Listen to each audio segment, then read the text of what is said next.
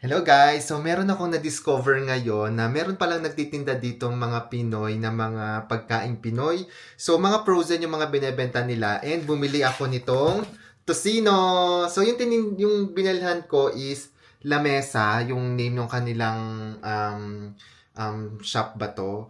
Basta ito yung kanilang tatak, La Mesa. So dito ako bumili online lang. Ang binili ko pork tocino and ito yung kakainin ko ngayon. So excited ako kasi nga pang Pinoy siya. So sana masarap. Hindi po to sponsored, no? Binili ko po ito. So tikman natin kung gaano siya kasarap.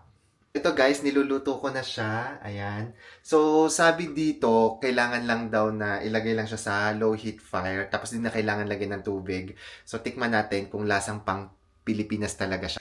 So, ito na guys, ang itsura nung tocino. Nagtubig siya kasi alam ko may mga tubig-tubig talaga yung nung tinimplahan. So, tatanggalin lang natin yung hanggang matuyo yung tubig. Tapos, lalagyan natin ng konting mantika siguro. So, ayan na guys.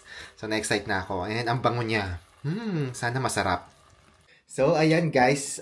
Tikman na natin tong tocino. So, ito yung niluto kong tocino.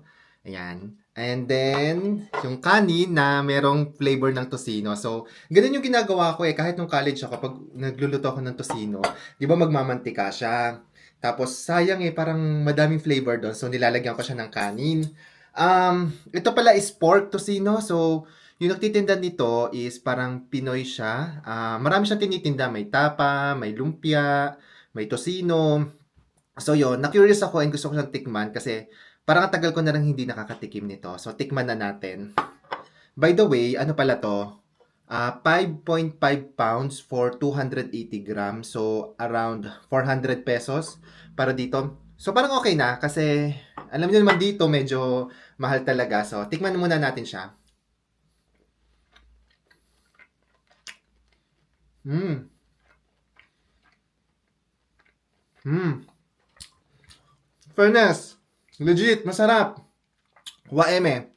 Hindi po to sponsor, binayaran ko po to ha. At malamang hindi rin po ako kilala nung may yung binilhan ko nito. Pero masarap po siya. And masarap siya kapag meron ding suka. So, suka yung sausawan ko nito Ewan ko sa inyo guys. Ano yung sausawan ninyo sa tocino? Or tocino lang talaga kayo? Ako sinasawsaw ko siya sa suka. Masarap po. Walang eme. Sarap. Mm.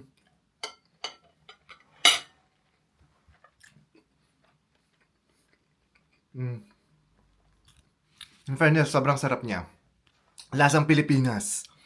Pwede na. Pwede talaga. Recommended. Yung mga kababayan ko po dito sa Guernsey, kapag gusto niyo po ng lutong Pilipinas o yung mga frozen food po, pwede po kayong umorder doon. La Mesa siya. So sa Facebook ko siya nakita and ayan, umorder ako. And syempre, mas masarap po yan kapag sasamahan nyo ng Habibi! So ito, kalamansi naman yung iniinumin ko ngayon and ayan. Ang sarap.